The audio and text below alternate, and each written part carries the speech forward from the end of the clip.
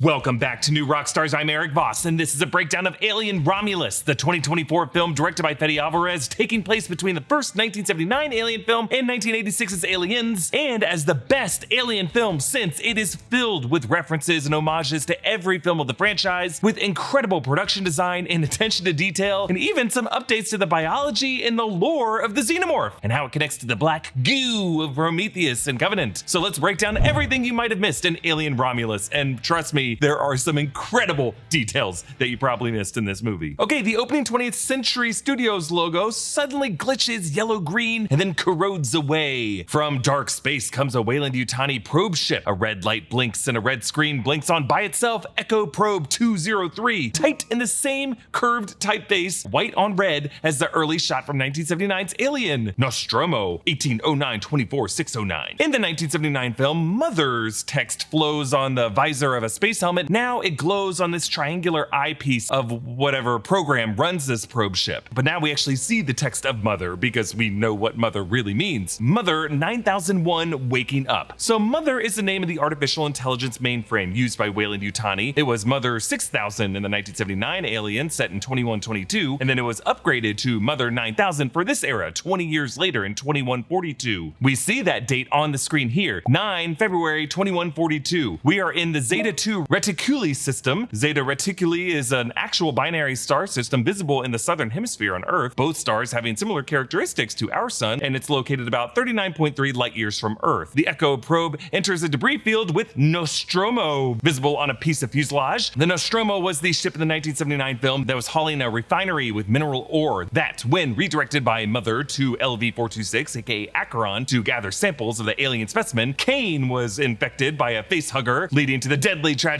in which Ripley had to detonate the entire ship and even blow the xenomorph out the airlock of the escape craft with a harpoon. But now we learn that these xenomorphs can apparently cocoon themselves in space and survive. The official soundtrack by composer Benjamin Wallfish calls this opening music the chrysalis. So presumably that was the script's word for this thing that the Echo probe intercepts. In biological science, a chrysalis refers to the hardened outer protective layer of a pupa when butterflies go from pupa to adult. You know, basically what metapod or kakuna are in Pokemon terms. Actually, this film establishes a wetter pupal stage in the xenomorph life cycle, something that we actually had not seen previously, only really took place off-screen in the 1979 Alien film. Chest bursters represent the larval stage, and then those chest bursters scamper off, they molt, and then they form this cocoon or chrysalis in which they rapidly grow into the large adult xenomorph warrior stage. But in this instance, the xenomorph adults can also survive in space by generating an even harder chrysalis and living for decades, which should make all of us worried about the alien queen that Ripley shoots out into space in Aliens. After the Weyland-Yutani scientists grab one of these things and we see from this fossilized insides of the chrysalis that that's definitely a xenomorph, we smash cut to the word alien. And as the letters of Romulus trickle in, the letters A, L, I, E, and N disassemble back into single lines, a reversal of the way the letters assembled in the opening titles of the 1979 film. So we meet Rain Carradine, played by Kaylee Spinney, enjoying a sunrise on the planet Ivaga. Ivaga is the heavenly destination sought by these characters, and in the real world, Ivaga is the name given to a planet orbiting the star HD 63765 in the Carrion constellation. Ivaga means sky or heaven in the language of Guarani, which is an indigenous Paraguayan language, and the Milky Way was known as the road to Ivaga. Rain wakes up from this dream to see Rain on the window looking out at what is a giant nuclear atmosphere generator for the Jackson Star mining colony. An announcement over the PA system warns mining workers that if they have a cough, they must quarantine and report themselves. Sprinkled throughout this movie are details pointing to the human workers getting aerial sicknesses as a result of toiling on these alien surfaces with microbes that our bodies are not evolved to handle, which sets up why the Renaissance space station conducted its work. Andy, David Johnson, greets Rain with a joke. Did you hear about the claustrophobic astronaut? He needed space. Andy is an android, that's probably where he got his name, reprogrammed by Rain's father to be a surrogate brother. His joke here about the claustrophobic astronaut who needed space sets up the drama to come. It's a claustrophobic horror story that releases attention by freeing Rain from the grip of the offspring to give her space. A long tracking shot follows Rain and Andy through the mining colony. Population 2781, distance from Earth 65 light years, hours of daylight per year 0. We see later on the screen that this is the Alpheus system. We learn that Rain's parents died of Lyme disease in the mines, which is caused by a specific bacteria that normally is carried by ticks, and it makes you wonder what other kind of parasitic insects are they exposed to in these mines. Rain asks the Weyland-Yutani clerk if she has met her quota. Now on the personnel screen, we see that she was born on February 18th, 2121, which is right around the Nostromo incident. Her full name is Marie Rains Carradine, which tells us that she goes by the nickname from her mother's maiden name, I have to assume, if her middle name is her mother's maiden name. But this clerk raises Rain's quota from 12,000 to 24,000 hours, seemingly random, but perhaps this is triggered by the mention of Rain's parents and the fact that they were listed on her screen and how they actually might have died with some time left on their contracts. Basically, all these workers are indentured servants for the company. Rain takes a call from her ex-boyfriend Tyler, played by Archie Renault, and she takes Andy out to see the group, including Kay, Isabella Merced, who's Tyler's sister, Bjorn, played by Spike Fern, who's Tyler and Kay's hothead cousin, whose mother actually died when a synthetic trapped her in a mine when there was a fuel line rupture to spare the other miners, and then Navarro, Aileen Wu, Bjorn's girlfriend. Tyler explains how in the orbit above the planet they picked up a signal, and then Bjorn interrupts, joking and going beep, beep, beep, beep, beep, beep, beep, which is the same kind of cadence of beeps of the signal picked up by the Nostromo to redirect to LV-426 in the 1979 film. Meanwhile, Andy plays a computer game that involves a shooter progressing behind logs, killing these crawling aliens that look a lot like facehuggers. Later, Tyler explains that he got his knowledge about firearms from games and magazines, and I think this might be one of the video games that he and Bjorn had played. They plan to use Andy, a Weyland-Yutani synthetic who can access all doors, to break into this derelict decommissioned space station in orbit to steal cryopods that would allow them to make the 9-year journey to Ivaga. This movie actually begins with them not needing Rain for any actual function on this mission. They're just using her because Andy won't go anywhere without her. But despite her tag-along status, she actually ends up being the final survivor of this movie. Outside, Rain sees a group of older miners bringing in a canary in a cage, the proverbial canary, to the coal mine, indicating how these miners are all being thrown into the dark to recover this mineral ore. And yeah, it's probably the same kind of mineral ore that the Nostromo was toting. So they take their ship, the Corbalon 4. In the cockpit behind Navarro are some examples of semiotic standard. These are the series of symbols invented by Ron Cobb, production designer of the 1979 Alien film, to conceive of visual ways for humans in space of this world to label different parts of ships. And it's such a cool little piece of sci-fi production design that a lot of production designers on films since then have adopted, like in the 2010 Sam Rockwell movie Moon, and even in Loki Season 2, above the hatch that leads to the Loom observation deck. These symbols that we see translate to hazard/warning and astronic systems, aka electronics. And behind the cockpit, we see this triangle that means bridge, because that's what they're on here, the bridge. As Navarro fires up the Corbalon, various screens show the different parts of the ship, including the cargo bay with the piles of the mineral, just to kind of set up the geography that will become important in the final act of the movie. And Rain sees the sun of Jackson's star for the first time, but it gets eclipsed by the darkness of the space station. This is the Renaissance station of the Weyland-Yutani Company, and it's divided into two modules, the Romulus and the Remus, named after the legendary founders of Rome. Romulus and Remus were brothers who were orphaned and raised by a wolf mother on the banks of the Tiber River. Andy follows Tyler and Bjorn into the hatch, and he touches a hook harness before Bjorn snaps at him. This will be the same cable that Rain will use in the final act to tether herself when the offspring is attacking her. It seems like Fede Alvarez is trying to do what James Cameron did in the opening act of Aliens and just set up every little detail that will become important in the final scuffle right there in the opening act. We see that they use the same M314 motion tracker that the Colonial Marines used in 1986's Aliens, and they climb into the vent hatch and realize from this floating dead rat that the gravity generators are malfunctioning. I like how this movie in multiple times uses an actual lab rat to kind of convey to the viewer what will be happening to the humans in this movie. They reach the pods, but they realize they only have 3.2 years of charge and they need 9, so they look for more cryo fuel. And throughout this film, we're hearing some orchestral flourishes. The composer sampled Jerry Goldsmith's theme from Alien, James Horner's theme from Aliens, Mark Streitenfeld's theme from Prometheus, and they even feature in a key moment Entry of the Gods into Valhalla from Richard Wagner's Das Rheingold, featured prominently in Alien Covenant. The guys enter the central part of the Renaissance, where an automated voice explains the station's separate modules of Romulus and Remus, and Bjorn notices this painting. This is Michel Serret's view of the Hotel de Ville of Marseille during the Plague of 1720. And notice that we're hearing the Wagner music from Alien Covenant in this moment, as the voice explains the lab's purpose is to improve the quality of human life. But Bjorn focuses on the part of Serret's painting in which bodies of plague victims are being piled up, and one living baby tries to breastfeed from his dead mother in the pile.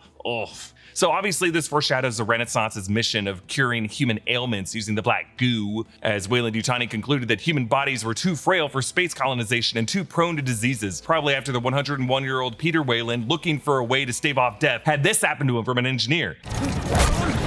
but also the breastfeeding imagery foreshadows the way the offspring will be suckling from the corpse of Kay in the final act, draining the life of this cursed woman. Bjorn tells Andy that he won't be joining them in the cryopod, something Rain had kept from him, and Bjorn says no fake people allowed, but Andy responds, I prefer the term artificial person myself, which is a nod to Bishop's line in Aliens. It's just common practice. We always have a synthetic on board.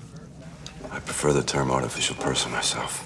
So they enter the genetics lab, and there's a top half of a synthetic that has been corroded with xenomorph acid lying beside a hole. And notice that this android is wearing the same light blue and white science officer uniform that a guy named Ash wore in Alien, so that should be a clue. Now the semiotic standard on the cryo chamber door translates to cryogenic vault, but the head is missing on that part of the symbol, so that's ominous. And then the next one is refrigeration, followed by hazard. And as they try to snatch one of the cryopods, that triggers a lockdown, because no one would want these facehuggers to thaw out and be able to escape. Navarro finds his awesome X-ray torch, MK017, while Rain pries out the credential disc from the science officer android, and they plug it into Andy's drive, but he tenses up to reboot, and it's such a creepy pose. It looks like he's like in a kind of prayerful pose to his god, Peter Wayland, as his eyes roll over back to show the Wayland-Yutani logo on the back of his eyeball. And the facehuggers choose now to attack. It's horrifying. Tyler is able to fend them off initially with just this prodding stick. And you may be asking, wait, facehuggers should be a lot deadlier and resilient, right? Well, yes, in past Alien movies, they are far more ferocious, but in this scene, I think they're still waking up from cryosleep. Because remember, the humans were joking earlier that you feel hungover after cryosleep, and these facehuggers seem a little sluggish here, but they get far more vicious as the movie goes on. Thank you to BetterHelp for sponsoring this video. Summer's a great time to blow off some steam, but for many of us, improving our mental health needs a little bit more care than your average pool party provides. If you want help getting a handle on your mental health, try BetterHelp. BetterHelp makes starting therapy easier and less intimidating for a lot of people. First, use our link to go to their site, betterhelp.com/newrockstars. The site will ask you to answer a few questions so BetterHelp can match you up with one of their over 30,000 therapists who they think can help you out the most. The therapists they pick for you will have tons of experience dealing with whatever you're going through. Every single one of their therapists is licensed, has a master's or doctorate degree, and has spent over 3 years and 1,000 hours working with people just like you. You'll be matched to a therapist usually within 48 hours, so you can get started fast. We've been promoting BetterHelp for a while, and we've heard some amazing feedback from you guys. We got permission to share this review from one of our viewers who said, quote, I've had a few therapists over the last couple years. My therapist was the most open and accommodating therapist I've ever had. He listened when I needed to talk and told me some hard truths when I needed to listen. I couldn't recommend him more. Let BetterHelp connect you to a therapist who can support you, all from the comfort of your home.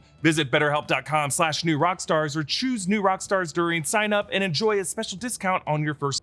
There's this great shot that follows a crawling facehugger as it crawls toward a passed out Tyler, and it jumps on his face, but Andy grabs it by the tail at the last second because his programming is kicked in with the sudden knowledge that the tail would be the safest way to grab these things. So they're able to get through the hatch, but one leaps through at the last second. Bjorn bats it, but then feeling a momentary confidence, he looks over to see, uh-oh, all the rest are immediately with their little fingers prying through the crack. So they're able to get back to the inner lab room, but once again, one leaps through at the last second, catching Navarro on the face. Not sure what to do, they plug in the other synthetic, and it is, wait a minute, Ash, is that you? No, this is Science Officer Rook, which is another android named after a chess piece like Bishop, with the voice and the likeness of the late Ian Holm, who passed away in 2020, but he is voiced by actor Daniel Betts. According to Fede Alvarez, they created the effect with animatronics built to resemble Ian Holm, but I'm pretty sure some VFX were definitely used here. Alvarez says that he did contact Holm's estate and got the blessing of his widow. I've gone into this in other videos, and I'm still not crazy when studios do this. Because, what are you gonna ask someone's great-great-grandkid if they're okay, if their great-great-grandfather could be in a movie? It's impossible for any actor to know who all of their descendants will be, and whether those descendants might be dirtbags who just want like a quick payout to the estate by a movie studio. Unless the actor puts it into writing that they are okay that the movie will do this with their likeness in some future sequel, I don't think getting the blessing of their widow is enough. Anyway, above their heads, somehow missed the entire time they were in this lab, hangs the XX-121 Xenomorph, which was Rook's name for the Xenomorph aboard the Nostromo. We even see the harpoon that Ripley shot at it, still skewered in its body. We see an employee file for Kane, played by John Hurt from the 1979 film. He's the one who got infected and brought the Xenomorph aboard the Nostromo. Rook explains that they found this XX-121 in space, saying the lack of oxygen and food are no true consequence to this perfect organism. A perfect organism was exactly how Ash described the Xenomorph in the 1979 film.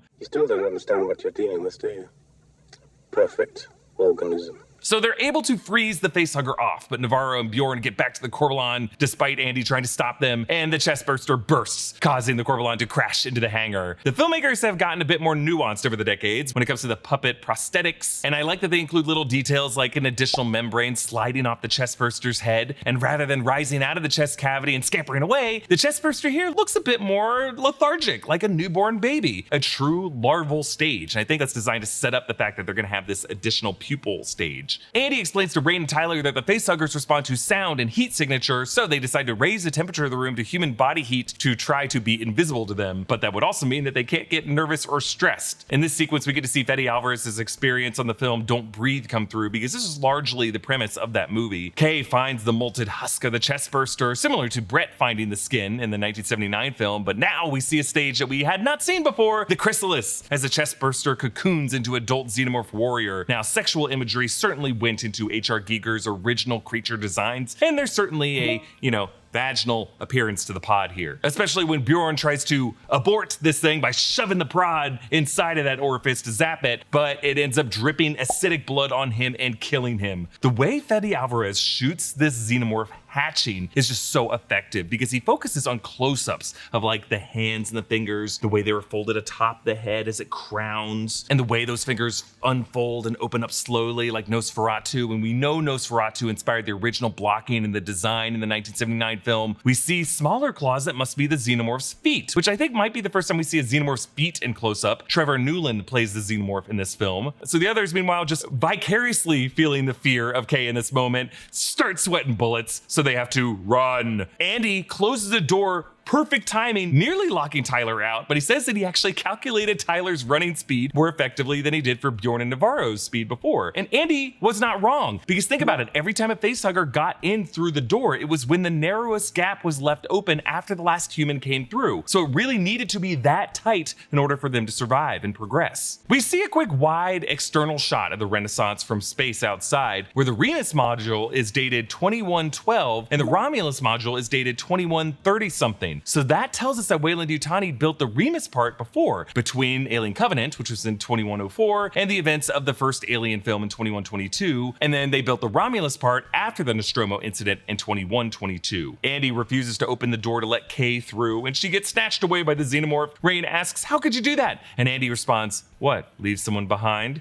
Normal Andy's programming never would have held it over Rain that she was going to leave him behind on her way to Ivaga, but this new programming gives him like a guilt trip drive to make him more emotionally manipulative. They arrive at the secure Romulus lab, where we hear the voice of Mother in this movie, and Mother is voiced by Anne-Marie Griggs, who's actually the film's visual effects producer. She also did VFX for Birds of Prey and the 2016 Deadpool film. We learn about Compound Z01, or Z01. That's the name given to the black goo from Prometheus and Alien Romulus, the bioweapon created by the engineers to break down and reform the DNA structure of living organisms. The engineers used this to create life on Earth billions of years ago, but disappointed by their experiment of mankind, planned to use this bioweapon to kill us. There's even a deleted scene from the script in Prometheus where the engineer would have spoken in this old language to David and implied that even Jesus Christ was a figure that the engineers put there to try to educate humanity, and we just murdered him. But the android David used this compound to drug Holloway, who then impregnated Shaw, who had to C-section out of her a squid-like fetus abomination, an abomination that rapidly grew and latched onto the last engineer to implant a seed that hatched out as a deacon. Then in Alien Covenant, David unleashed his compound on an engineer city and experimented with the compound and with body parts harvested from Shaw's corpse to create a perfect organism, which became that movie's version of the xenomorphs, the neomorphs. But to be clear, David did not invent all the xenomorphs, at least as they were in the 1979 film. Those eggs were carried by a different engineer, the space jockey, whose origin and story we don't fully know. But David was trying to continue the work of the engineers to create a bioweapon in the image of a perfect organism, which was really a mythological ideal that they were trying to recapture, because there was an engraving that we saw in the Prometheus film. The design of the xenomorph was really something known to the engineers from their own distant past. The engineers were not the original gods, they were also created by someone else, and they might have even been a genetic aberration descended from a race of hunters and conquerors that looked like xenomorphs that they admired as gods or even feared as demons? The truth is, we'll never know. And it seems like with this franchise, we are coming full circle with that mythological cycle. So we learned the Weyland-Yutani scientists reverse engineered this compound from the XX-121 xenomorph. We see a 3D printed form of even the ceatite ampule vases that we saw in Prometheus. These are the vases that contain the black goo as a kind of chemical warhead shell. We see a screen with a test rat, and on the side it says source LV426 and Acheron. I might be wrong, but it might be the first time we've seen Acheron on screen, because it was not on screen at any point in the 1979 film, but that was the original name of the planet for the film. I think it was in the script. Rook describes the goo as a non-Newtonian fluid, life in its most primal form, and he calls it Prometheus fire, the divine gift to humanity. And we hear the alien theme here. Andy takes them into a weapons bay for a couple M44A pulse rifles. In Aliens, they were the M41A pulse rifles, so these must be earlier models. Tyler says that these are the same models used by the current Colonial Marines. It seems like he's a guy who wanted to join the Colonial Marines, but he was just stuck in this mining colony. It is aiming assistance and a shoulder mount to redistribute the weight. This whole scene is obviously meant to evoke the scene of Hicks showing Ripley how to use the pulse rifle in Aliens. So Nick Stapp is one of the concept designers for this film, and he tweeted how the weapons locker was actually an homage to Sid Mead's concept art for Aliens in 1986, which was also seen in the weapons bay of the Sulaco in that film. So they find the hive left by the xenomorph, covering a corridor with outgrowth and hollowed out bodies of scientists, but they do find Kay still alive, but injured, not implanted yet. It's kind of like when Ripley finds Newt mostly unharmed in the Alien Queen hive in Aliens. Notice there's this blue laser field cutting through the mist ankle level. This actually comes from the egg chamber in the 1979 film, and it was actually an effect gotten from The Who were rehearsing on the soundstage next door with lasers and mist for their concert show. A xenomorph grabs Tyler and hauls him up. The xenomorph's inner mouth punctures Tyler's head just like it did to Parker in the 1979 film. Rain sends Kay back to the ship and goes back down for Andy, and the way she comes through that elevator door with the pulse rifle strap around her shoulder, the air gusting through her hair, the smoke billowing behind her, just looks just like Ripley going back for Newt in Aliens. Rain finds Andy and removes the evil Weyland-Yutani drive, but Rook refuses to open the door, saying, "I can't lie about your chances, but you have my sympathies," which was Ash's final words in the Alien before they torched him. I can't lie to you about your chances, but you have my sympathies. Rain and Andy wait for their fate as the xenomorph warriors close in, so they start telling jokes. Why don't monsters eat clowns? Because they taste funny. I read a book about zero gravity. I just couldn't put it down. And this one inspires Rain to use the station's faulty gravity generators to their advantage. And the semiotic standard here is my favorite symbols: pressurized by artificial gravity and artificial gravity absent. The second one is just a stick figure guy floating upside down. Knowing the acidic blood won't drop down through the hull if there's no gravity, Rain sprays them with pulse rifle fire. There are a few inserts of Kaylee Spenny with this crazed look on her face as she's shaking for the recoil to look just like James Cameron shots of Ripley as she fired the pulse rifle at the alien queen's eggs. So now they just have the mere challenge of floating through the acidic blood without letting any of it graze them. Rain smartly uses the recoil from the pulse rifle and Newton's third law to push herself out of the way. So they float up the elevator shaft, but the xenomorph grabs Rain. She shoots it, but doesn't get any acid on herself, which, I feel bad for the Marines and Aliens for whom that would happen anytime they fired, but there are consequences because the acid does burn a hole in the gate, which opens up a xenomorph to grab her later and unleash several more up the shaft. But now with gravity restored, Andy releases the elevator to wipe out all the others, and then Andy shoots one last space hugger that leaps out at Rain, and then the xenomorph going down with it, saying, "Get away from her, you bitch." Get away from her, you bitch! But Johnson doesn't deliver Ripley's big line from Aliens with such gusto that Sigourney Weaver did. He says it with a perfectly hesitant stutter that's typical of Andy. It is just perfect. The Renaissance station crashes into the bands, and it looks so sick in this movie. The Corbelan detaches, and Rain disconnects Mother, and Rook gets chewed up in rock and ice, but we don't see him actually disintegrate. And in the classic horror structure of the 1979 Alien, in 1986's Aliens, just when you think it's all over and everyone's okay, the worst comes. Since Kay had injected the compound, her cryopod becomes critical, and Rain opens it to find her screaming, and her womb is extraordinarily large. And we can't show it because YouTube, but Fede Alvarez promised a gross out horror moment that had never been done in the history of sci-fi cinema before. Though it is similar to Dawn of the Dead, where there was the zombie baby. I guess what happens after the birth has never happened in cinema before. So Kay gives birth to a pod, and then Rain rips out the umbilical cord, and we are reminded of Shaw's cesarean section operation in Prometheus, but if it wasn't aborted, Rain runs off with the pod to try to kill it with cryofuel, but it opens and not into a xenomorph. That is the face of like a baby engineer, and the acid melts this cradle through the walkway. She finds the pod empty in the mineral bay and follows handprints as it grows larger. We're reminded of like a rapid evolutionary of the first fish to climb onto land. But above, Andy finds Kay, whose breasts are now emitting this mucousy breast milk. It's like, ugh, what's gonna eat that? And then we see it. The offspring, this movie calls it. Ugh.